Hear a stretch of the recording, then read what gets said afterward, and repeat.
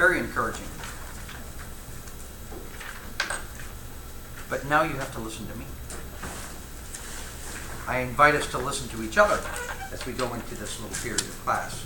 Okay, so where are we? Today's text, Ezekiel 33:21 through 37:28, maybe some of it. We are right here. Here's the siege. Here is the total destruction and the third deportation of Jerusalem and Judah. And we are some 5 months after it. You remember from last week, other passages, Jeremiah 52, in the 4th month, on the 9th of the month, the walls are breached. The next month, the temple is burned. 5 months later, the refugees reach Babylon. That's where we are in Ezekiel 33. So it's Ezekiel 33. They get to Babylon. And in verse 21, the 12th year of our exile, the 5th month of the 10th month, the refugees came and said, the city has been taken. Ezekiel opens his mouth again, begins prophesying again to Jerusalem, or to Israel in Babylon. Verse 23 through 29, Ezekiel prophesies against the self-righteous, presumptuous sinners back in Israel. Verse 23, the word of the Lord came to me, said, Son of man, they who live in these waste places in the land of Israel are saying, Abraham was only one, yet he possessed the land. So to us who are many, the land has been given as a possession. So they're back there in the land and they're thinking, hey, we're the ones in the land. The land's the promised land. We're the ones in it. We must be the good ones. Now, we spoke on this last week. In my review for today, I came across something that I had forgotten about last week. First of all, when they say, hey, we're the ones that we're in the land, we're the ones that are doing all right, God says, no, you're not. You're full of sin, and I'm going to destroy you out of the land. But what I came across in my review that I had forgotten is that in chapter 11, after the second deportation, there are 3, 606, 597. In 597, Ezekiel is deported. So there's fewer and fewer people in the land. So between the second deportation, when Ezekiel is taken, and what we just read in chapter 33, the people who are still in the land, in verse 14, the word of the Lord came to me, Ezekiel 11:15, Son of man, your brothers, your relatives, your fellow exiles, and the whole house of Israel, all of them are those to whom the inhabitants of Jerusalem have said, go far from the Lord. This land has been given to us as a possession. Okay, so in chapter 11, you've got a bunch of Israelites living in Jerusalem saying to those who had been exiled, go, the land is given to us. We're the good ones. And then some 11 years later, more people are exiled from Jerusalem, some who had been saying to everybody else, you guys go, we're the good ones. Some of these people are now kicked out, and the people who remain are still saying, what? The exact same thing. The point is, they're oblivious to the implications, right? The people who used to say, you go away, we're the good ones, some of them are now going away, which obviously implies, no, they weren't the good ones just because they were in the land. But the people who are still in the city completely missed that point and are still saying, you guys go away, we're the good ones. They're missing the implication from it. I heard a joke the other day that reminds me of this, or I'm reminded of one or the other. The joke went like this. A person walks into a library and says, I'll have a soda, fries, and a burger. And the librarian looks at this person and says, this is a library. And the person whispers, oh, I'm sorry. I'll have a soda, fries, and a library. Okay? Because we deal with people like that, don't you? There are people that live like that. That's what they're living like right there. They're totally oblivious to what's going on around them, and you cannot be totally oblivious to what's going on around you spiritually. Actually, they're totally oblivious to what's going on within them. That's what they're oblivious to, and you cannot be that way and win the race, run the race successfully. All right. So in Ezekiel 33, new material for us, God informs Ezekiel two things. Number one, that those in Babylon who listen to him, so we're back in Babylon now. And God says, hey, those people who have been coming to you in chapter 8 and chapter 14 and chapter 21, the elders would come and sit and say, tell us the words. God is saying, those who are listening to you are insincere, but they will learn that there's been a prophet there. Verse 30. As for you, so back in Babylon, as for you, son of man, your fellow citizens who talk about you by the walls and in the doorways of the houses, speak to one another, each to his brother, saying, come now, hear what the message is which comes forth from the Lord. They come to you as people come, and sit before you as my people, and hear your words, but they do not do them. All right, stop here for a second. Romans chapter 2, verse 16. Now, verse 13 says, it is not the hearers of the law who are just before God, but the doers of the law will be justified. So in Romans 2, we understand how God works. No, you just don't come and sit and listen to the law. That's good, but that's not good enough, right? Well, you've got a group of people back here who are doing just that.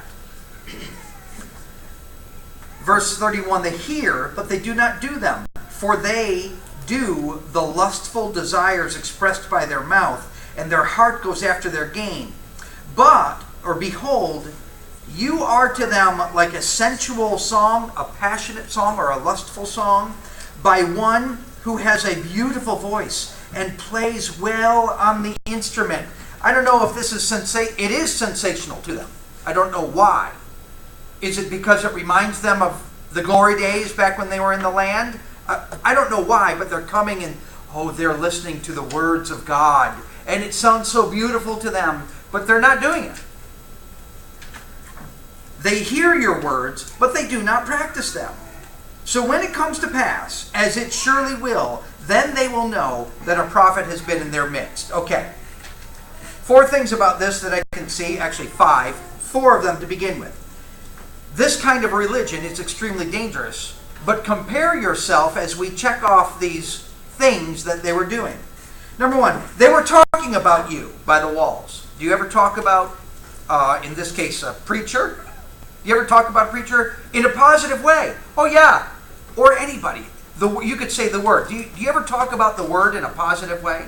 Yeah, I talk about, they talk about you. What is the word? Number 2, they speak to one another, each to his brother, saying, come now and hear what the message is. Have you ever invited somebody to church or to have a Bible study? Yeah, that's what they're doing. Come now. Let's encourage each other to go and listen. They come in verse 31, as people come and sit before you, and my version adds what's the idea, and that is, as my people. Do you claim to be a Christian? They would be, so far we're standing here right with them. And they hear your words. Do you know book, chapter, and verse? You guys know it. I know you do. So far we've got 4 characteristics that if they were standing right here, we would both fit in the same category so far. Now the question is, what about number 5? They hear your words, but they do not do them.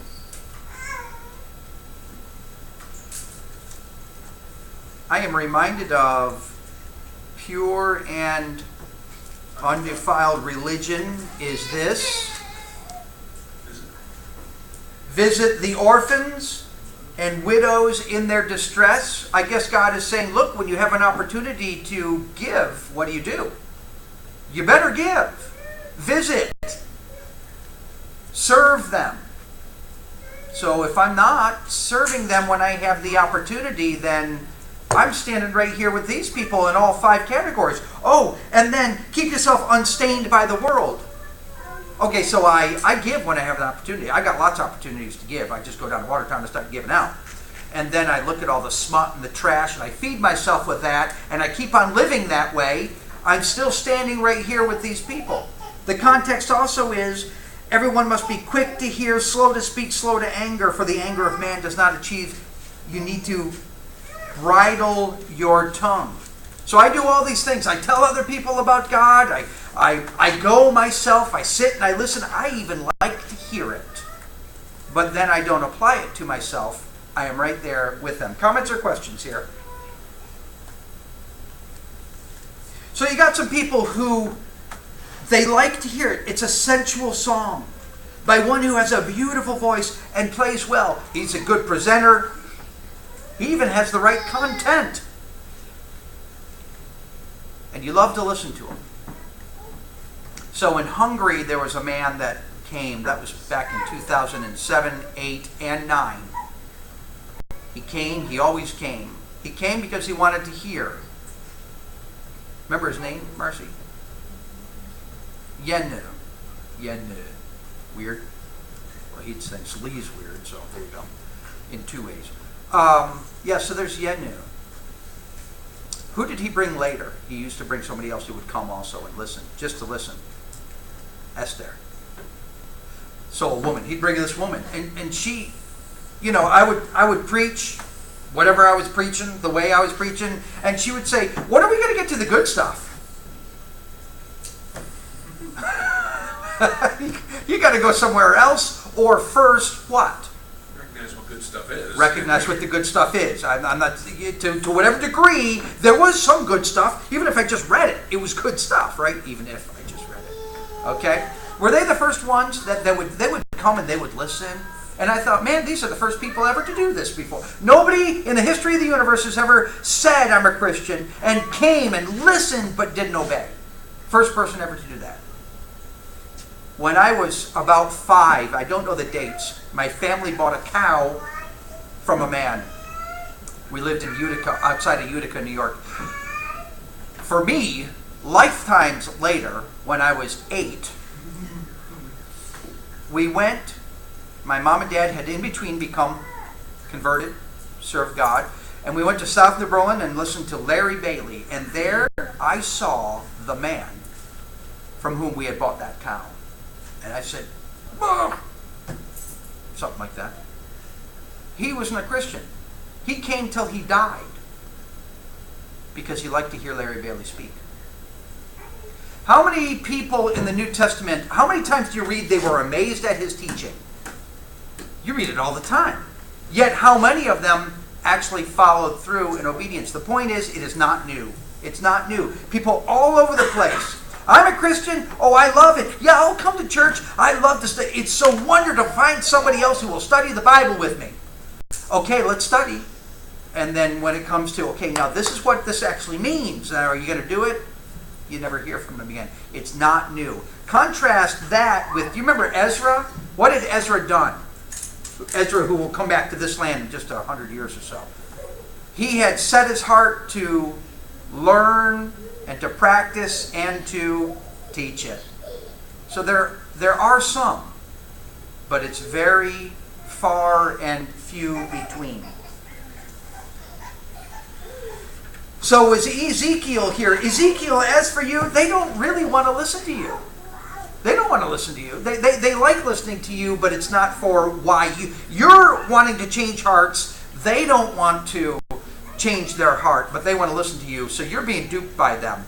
How do you like that, Ezekiel? Should he lose heart? Should he quit? Whether or not he should like it, he shouldn't take it personally. Right? Back in Ezekiel 2, he warned him in the beginning. I'm going to send you, verse 4, I'm sending you to a people who are stubborn and obstinate. And you will say to them, thus says the Lord God, as for them, whether they listen or not, for they are a rebellious house, they will know that a prophet has been among them. If nothing else, what did he do? He presented himself, made himself available for anybody who would want to hear. And even if they didn't want to hear, he still made the words available. There is truth. Somebody does believe it, right? Comments or questions on what we've talked about? Good work is done when you preach, yes? These days, he would know just to change his message and offer pizza in the foyer, right? That's That's how you get them to listen. Yep. Which is, I mean, the thing that's important to understand here is that religion gets a bad name because people see that there's a lot of people that come in and listen but don't take it serious. Right. So they attribute the fault there to the message. And yeah, there could be something wrong with the message, but generally speaking, that is the wrong conclusion to draw from what you're seeing. Right. Because it's not the message necessarily that's wrong by the evidence you have here, it's the people that are unwilling to accept it. Right. Yep. In short, they go out of their way to attract non-committed people. And then we say, well, those people aren't committed. Religion is worthless. Right. The people who are saying they're not committed themselves haven't even read the words. You know, so they nobody knows what the standard is. Yeah, it's a mess. Good point. All right, so here we are in Ezekiel 34. So Ezekiel 34. An outline of 34 through 48, through the end of the book. Here's an outline of the end of the book. It's a preview. No charge. We are in part 3 of Ezekiel. That is the future of Ezekiel. We are here. Here's the outline of all of Ezekiel again. Chapters 1 through 24, the fate of Judah. It's going to be bad. And at the end of it, he's silent toward Judah. 25 through 32, the foes of Judah. Egypt, Tyre, Sidon, Ammon, Edom, so on and so forth. And then chapters 33 through 48, he finds out, hey, it's fallen and his mouth is opened again, and he starts. So we, in chapter 34 through 48, are here, the future of Judah. Now, that's the overall theme, the overall breakdown of Ezekiel. Now the breakdown of 33 or 34 through 48. I'm telling you ahead of time, this is what I get out of it. I will save you, and you will not have to endure the insults of the nations. I'm going to save you, because nobody else can save you. I will save you. I will save you, and there will be a time when you don't have to endure the insults of the nations. Now, connected to, you will not have to endure the insults of the nations. For example, chapter 35, Edom will no longer insult you. And Edom will know that I am the Lord. Edom, I say, is an example of the nations. All the nations, they will no longer pick on you. For example, here's Edom, longtime foe, right? But Edom will know that I am the Lord. Oh, Edom, a representative nation, knowing that I am the Lord, in fact, is one good thing about your exile. In your exile, all the nations will know that I am the Lord. By the time I'm done with your exile, all the nations will know I am the Lord. Chapter 36. So here's the plan. Chapter 37 is back to, oh yes, I will save you. Yes, I will save you. I can save you from Babylon, and I will save you forever. And then, that's 37 through 39. And then 40 through 48, here they are saved, their glorious future, okay? So that's the way I see it all fitting together. I could be wrong, but I'm fairly certain that this is the way they lock together, the way that they're connected together. Do you think that the point is that the nations, initially, when they are sent into exile, they will know that you are God because they know that you're hypocrites and haven't been following your God? Or is it a delayed thing of their God was worthless and now, oh, he's bringing them back? And both. He must have been legitimate. Both, in that they will say, for example, when Rabshakeh, was it not Rabshakeh, I got the wrong name there, Nebuzaradan, when Nebuchadnezzar sends his captain of the guard says to Jeremiah, your Lord is taking you out of the land because you did not obey him.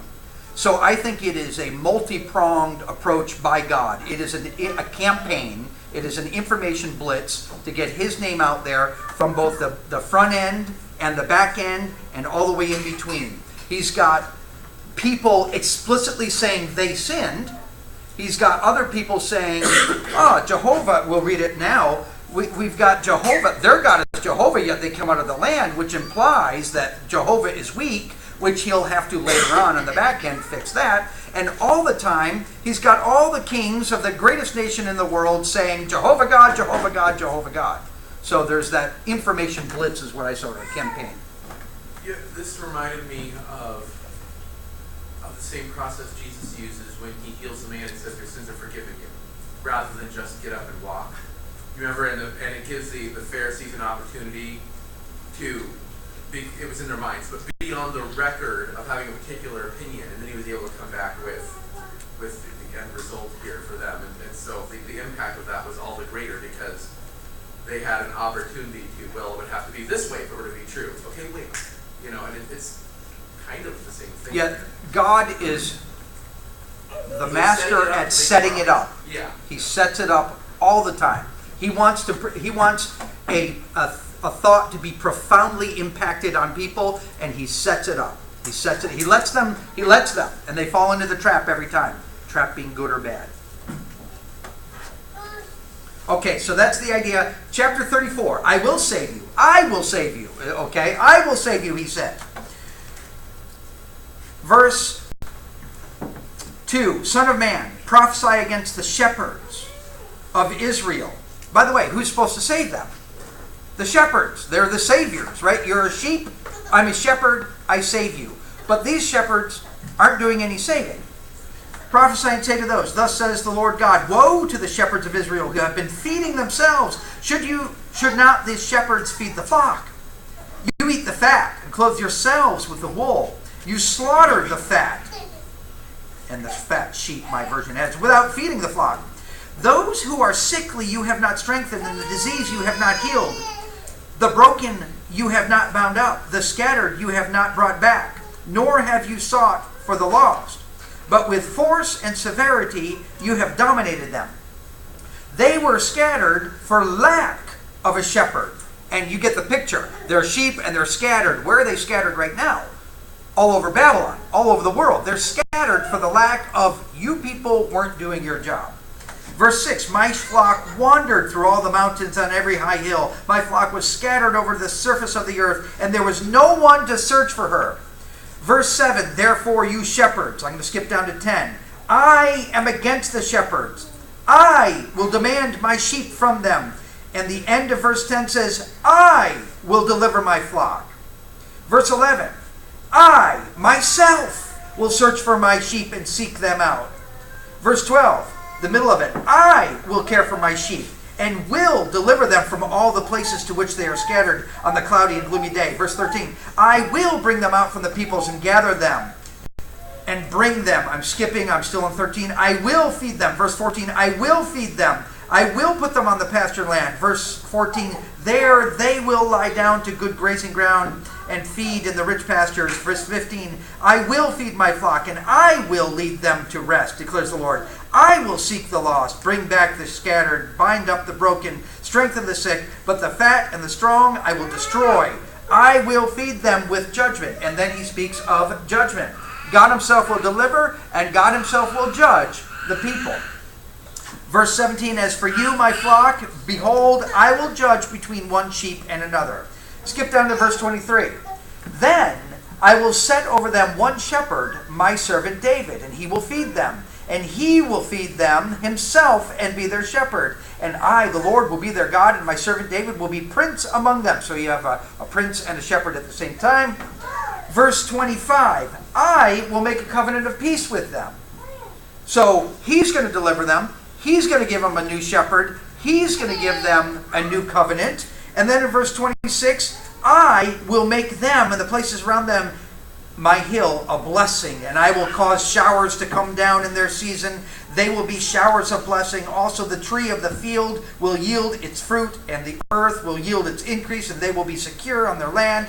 Then they will know that I am the Lord, when I have broken the bars of their yoke and have delivered them from the hand of those who enslave them. They will no longer be a prey to the nations, and the beasts of the earth will not devour them, but they will live securely, and no one will make them afraid. I will establish for them a renowned planting place. They will not again be victims of the famine, and they will not endure the insults of the nations anymore. Then they will know that I, the Lord, their God, am with them, and they and the house of Israel are my people, declares the Lord God. As for you, my sheep, the sheep of my pasture, you are men, and I am your God, declares the Lord God. Okay. So chapter 34 is, I'm going to deliver you. you won't be insulted anymore. Chapter 35 will build on that. Some thoughts from chapter 34 that I have. Thoughts about shepherds. Are we familiar with this same picture in the New Testament? Yes, God provides shepherds in the New Testament. Okay, so there are some correlations. Okay, so we know that shepherds in the New Testament have responsibilities, and we can look to the Old Testament and see, hey, he's using the same kind of picture here. Okay, is the role of the shepherd important? Why? From this picture right here, you can stick in verses 1 through 6. What? How they eat. Without a shepherd. Oh, okay. All right. So the role of the shepherd is important because the sheep need the shepherd to feed them. Right? Or to see that they are fed. To see that they are fed. Yeah, we need to be careful how we're talking here, but the idea is the shepherd feeds them or sees that they are fed, right? You feed the flock. Okay.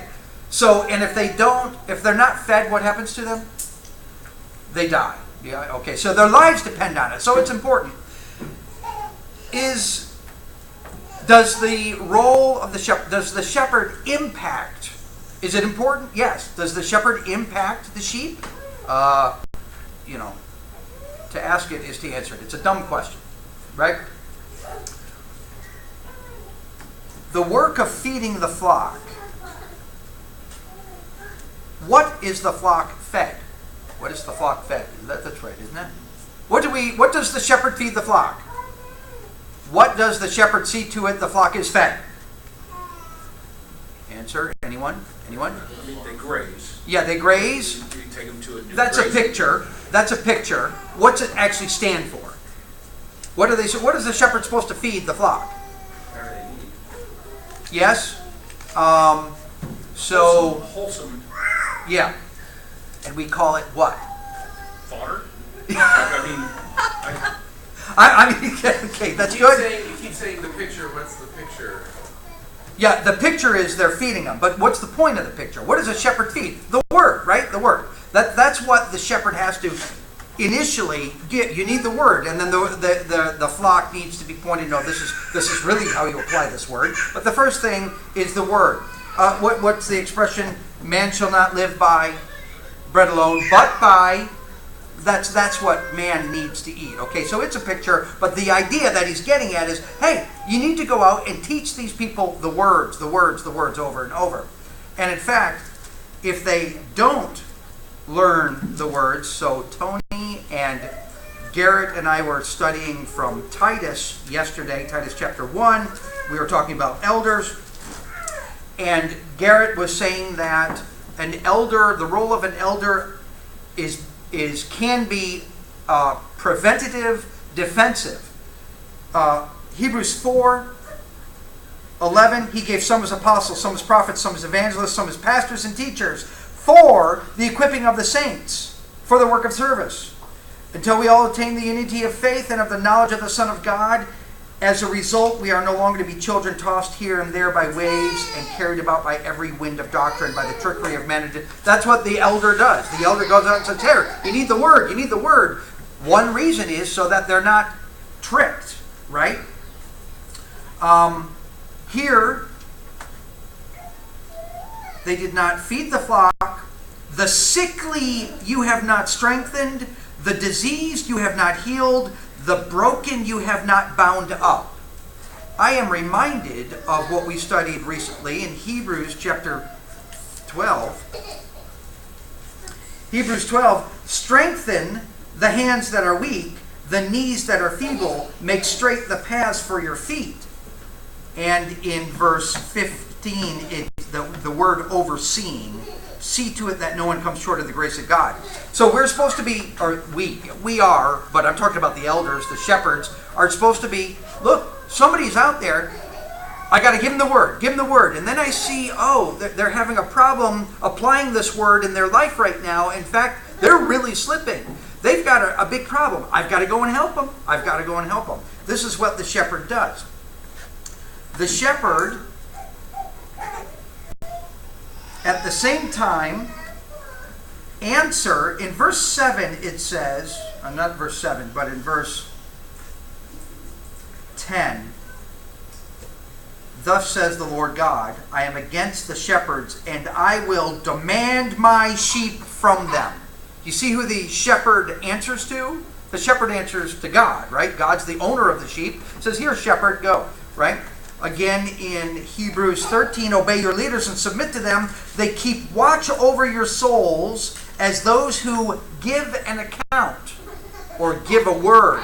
So God puts the leader in a position where the leader has to answer. Why are these sheep acting this way? I know it's not completely up to you, shepherd, but you've got to answer for it, right? So same thing here. But some shepherds don't care. Some shepherds didn't care back then, and some shepherds don't care now. So the next time you hear of a congregation where you can go to that has shepherds, is that a good thing? If they're godly shepherds, it's the best. If they're not godly, then you're setting yourself up for a big, huge problem. You are volunteering to submit to somebody who's not godly. That doesn't make sense. A congregation, though, that is submitting to bad shepherds has bigger problems than just the shepherds, right? Because if it's our responsibility to make sure we're submitting to righteous shepherds. Yes, I would allow for in Acts 20 where the shepherd went rogue. Definitely, absolutely, absolutely. But this is But sort yes. of like fellowship takes care of itself in the sense that Yep. when responsible Christians recognize that the shepherd is in sin or misleading, Right. well, that shepherd Not will suddenly shepherding. find not much of a shepherd to shepherd. Yeah, sheep to shepherds, yes. Sheep to shepherd, much of a flock to shepherd. Right, right. Yes, good point. In verse 4 it said these shepherds are shepherding with force, with severity, and dominating them. I guess that can happen, which is why we're told in what? 1 Peter 5, exercise oversight, not under compulsion, but volunteering. Verse 3, not lording it over them. You're not doing what they did. You're not doing what they did, right? My discussion on shepherds is over for now. Anybody else? Anything else on shepherds from Ezekiel 34? Are you moving out of 34? Not yet. Verse 23, I will set over them one shepherd, my servant David. He will feed them. He will feed them himself and be their shepherd. I, the Lord, will be their God, and my servant David will be the prince among them. I, the Lord, have spoken. I will make a covenant of peace with them and eliminate harmful beasts from the land, so on and so forth. When did this happen? Acts 2? Yeah, I'll go with Acts 2. I'll go with Acts 2 also, right? There's a new covenant established. It went into effect that we see in Acts 2. When this has got, does anybody think this is dealing with something other than Jesus Christ's work on the earth, death, burial, and resurrection and ascension? No. Okay. So, what Ezekiel is going to begin doing a lot more than he has is what I call, for now, because I forget what I call it other times, layering. Or weaving in a whole bunch of prophecy about the time of Jesus. Do you remember this wonderful chart? Huh? This is where this chart... Now, if you remember when we were going step by step through this chart, it made sense at the time. That's what I'm hoping to rely on right now. It made sense at the time, right? Any given prophet might prophesy about one or more event. Any given prophecy might be about multiple events. Some prophecies initially referred to ethnic Israel. So, right, they're going to return in 539 or 536 BC. Initially it refers to that, to ethnic Israel, but were conditional, and God knew, Daniel 7 through 12, that they would not be fulfilled then, and actually they were always primarily referred to the Messianic kingdom. Yeah, I'm talking about it here, but I'm actually talking about here, okay? the Messianic and spiritual Israel. I'm suggesting that that is primarily, not entirely, but primarily what Ezekiel will do in chapters 34 through 48. In the past, in Ezekiel, he is referred to, I'm going to take you back and bring you back into the land. You're going to come into your land. Primarily referring to the return. And he might throw in a little bit about what's on the other side of the mountain. But now I'm suggesting that he's going to do the opposite. He's going to talk about the Messianic kingdom very much primarily, and might include something about this. Yes, there's something, but remember, where they are, we have the benefit of looking at the picture from here. They only saw the next mountain, and they couldn't see beyond the next mountain, although he is actually talking about the next mountain. That is going to really start picking up in chapter 34. Comment or question on that? Okay. So, I will set over them my servant David. He will feed them. That is a reference to Jesus Christ, the descendant of David. Verse 25, I will eliminate harmful beasts. What is that talking about? I will eliminate, or does that remind you of another passage where there were some harmful beasts that are no longer harmful beasts anymore? Isaiah 11, it might be 55, I'm not sure what's there right now, I can't think of that, although that is another passage that's quoted. In fact, Isaiah 55 is the only passage I know of in the New Testament that quotes from about David, Isaiah 55:3 or so, Acts 13, the holy and sure blessings of David is Isaiah 55. Having said that, Isaiah 11. So in Isaiah 11, there's the wolf that's going to lie down with the lamb. And we know what that's about. That's about people who are not big bad meanies anymore. I'm not a big bad meanie anymore. Why? Because I've heard the gospel.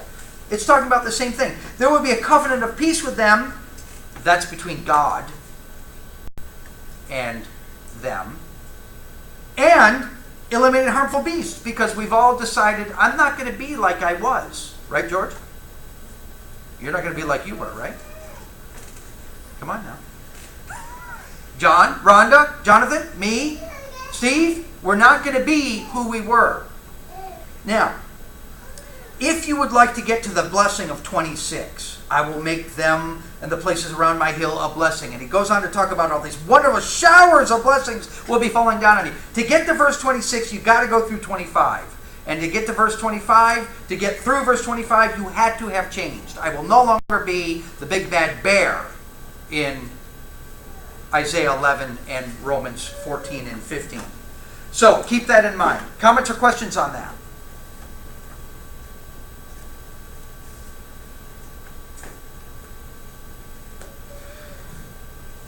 I will throw up here what one dispensational premillennialist says about this passage. I'll read it out loud and we can pick it apart together. John MacArthur says on verse 23, so the black is the text. That's the bold is the text. He's quoting text here. One shepherd, David. This refers to the greater one in David's dynasty. The greater one. So it's not David himself, it's the greater one in David's dynasty. The Messiah, who will be Israel's ultimate king over the millennial kingdom. Good enough. And then down here at the covenant of peace refers to the new covenant of Jeremiah 31 through 34 in full operation during the millennial kingdom. Wild beasts, this refers to actual animals that will be tamed in the kingdom. See Isaiah 11, 35 and Hosea 2:18. Okay. What do you pick up on there? What do you pick up on that's good? What do you pick up on that is bad? He says figurative. Oh, this one's literal. Right. Okay, so we'll come back to that. Go ahead. Maybe he means the word millennial figuratively. Right. There you go. Okay, so John says he's not being consistent.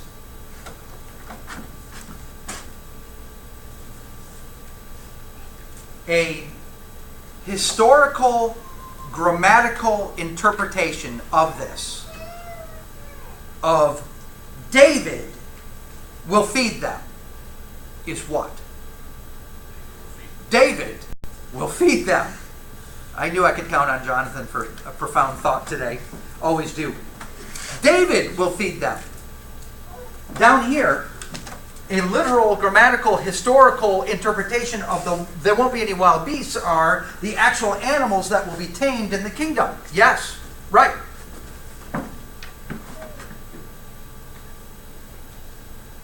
So where is he inconsistent? Between the two circles I have up here. Down here, he'll argue, it's literal. But not up here. Because consistency is not important for these people. What is? Holding to their false doctrine. That's what's important. And passages like this, not passages, commentary like this, they're like right there. Does it get in? So, the fact that a lot of people believe this shows that they're not very aware, are they? Or they don't care. Because it's right here. You open up the book, there it is, same page, it's right there. In fact, it's even closer on the page because this has been blown up for us to see on the big screen, right? David will be king. Is it the Messiah? So he's got that part. He did get that part right. It's talking about the Messiah. So see, they get it and then they add what they want to or subtract, right? They get it, the Messiah, and then wham, they got to throw in the millennial kingdom.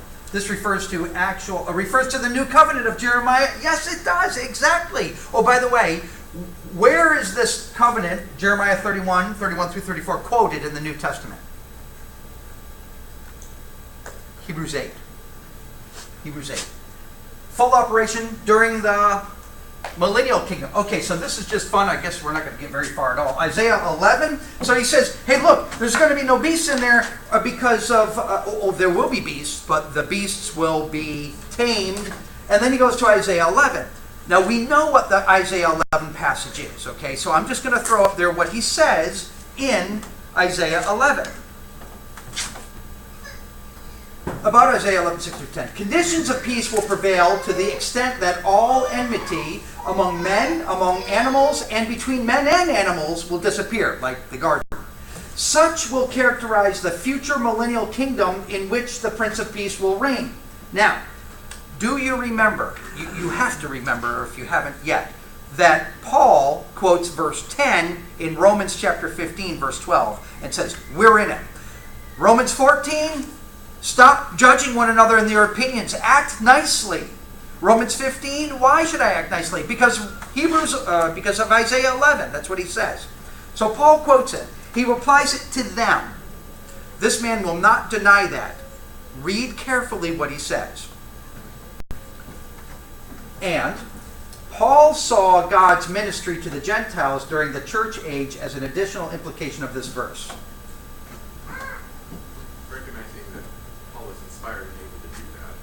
He was inspired and able to do that, but what did Paul see? Yes, Paul did see, but what does he say? The church age only, or is that what you're going for? This man would say Paul saw it as an additional. So he assumes that what his interpretation is the primary one, and Paul's is the additional one, when in reality, Paul's is the primary one, and his is the additional one. It's crazy. It's flipped upside down. But they get it, and then they add, right? But again, they get it. Paul saw this. Paul applies it to the church age. Although you see, really, this isn't talking about the church age because the Old Testament doesn't talk about the church age. That's what they will say, okay? Paul seems to say it talks about the church age, though, right? All right. Anybody else? Comment? George, you wanted to say something? Maybe we've covered it or not. You said, are you leaving chapter 34? And I said, no. Are you leaving chapter 34? I am. I'm all done. It's just interesting to me as I was reading this idea of they'll stop insulting you. So I often have the perspective of, God, you know what's best. I know what you're capable of giving me. I'd rather not be physically persecuted. I need to be able to learn with some insults, and there's an extent to which that is true. However, God is more ambitious than me in terms of it's like he doesn't give us 80% of the salvation and hey everybody you can live with the insults. The salvation we're promised is a perfect one. So, like I said, my understanding of chapter 34 and 35, how they fit together. I will save you, and you won't have to deal with the insults anymore. Chapter 35, for example, Edom, who sat there and insulted you.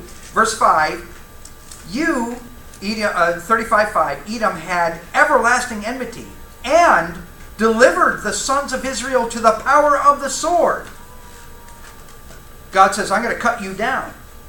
Verse 10, you have said, these two nations and these two lands will be mine, and we will possess them, although the Lord was there. Therefore, as I live, declares the Lord, I will deal with you according to your anger and according to your envy, which you showed because of your hatred for them. So I will make myself known among them when I judge you. You're going to know about me, which you already do, because they said the Lord was there.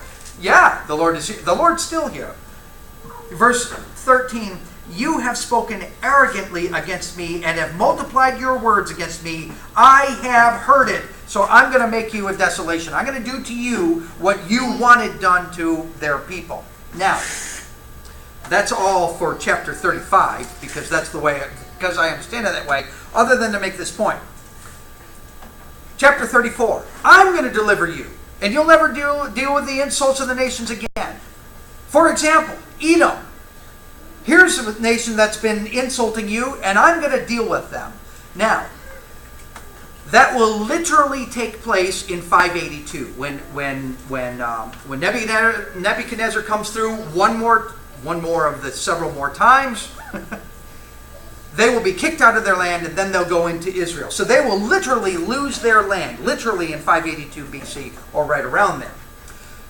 But as I suggested, there's a lot more going on here, and that this section is really primarily about not so much back then, but us now. So, George was just saying that he could handle some more insults, or would not like to handle more insults. Have you ever been insulted by somebody, either passive aggressively or actively? Have you? Yes. But so Edom stands for all the nations. And when you, in Old Testament terminology, there were the Jews and the nations. The Jews were God's people, and what were everybody else? Enemies. And not God's people. In the New Testament, who are the Jews? Who is Israel? The spiritual Israel. We are. Who's everybody else? The enemy, right? Romans chapter 8 says, literal Jews are thinking about becoming again partakers of the law of Moses, and they're being picked on because they're not. And Paul says to them in chapter 8, Romans 8, verse 31, what shall we say? What then shall we say to these things? If God is for us, who is against us? You see, because there's somebody from Edom out there trying to pick on you. There's an Edomite somewhere trying to pick on you. And God says, look, if I'm for you, then why are you even worried about this Edomite over here? He can insult you all day long, but sticks and stones may break my bones, but God's on my side, right? Verse 32, he who did not spare his own son, but delivered him over for us all, how will he not also with him freely give us all things? Look, whatever you need to defend yourself against this Edomite who's picking on you, God will give it to you. Verse 33, who will bring a charge against God's elect? Okay, who's ready to? And the problem is that the one they're bringing the charge to is the one that's forgiven the person already. Good luck with that charge, that case, and on it goes. So, the New Testament, even if I'm wrong in how these work together, I do know that we are not completely protected from all insults. That's not it. Nobody will ever pick on you again. No. But when you're picked on, I'll be there because you're faithful, and I'll beat them up for you. First, I'll try to convert them, but I'll be here protecting you, right? So, the end point is this. Matthew 10:28 says, do not fear the one who can kill the body and not the soul. Rather, fear him who can destroy both, right? And so when you're being picked on, George, next time, think to yourself, God is my protector. And whatever this person is saying, and there is somebody going through this right now in this congregation, I'm being picked on partially because of my faith. Okay. True. But remember, God is the one that you need to, God will protect you, and you need to fear God. Don't fear that other person out there. Yes, right. And count it all joy. While you're at it, count it all joy. Other comments or questions on anything we've talked about tonight? Okay, we'll pick up, Lord willing, in chapter 35. Is that right? Chapter 36 next week.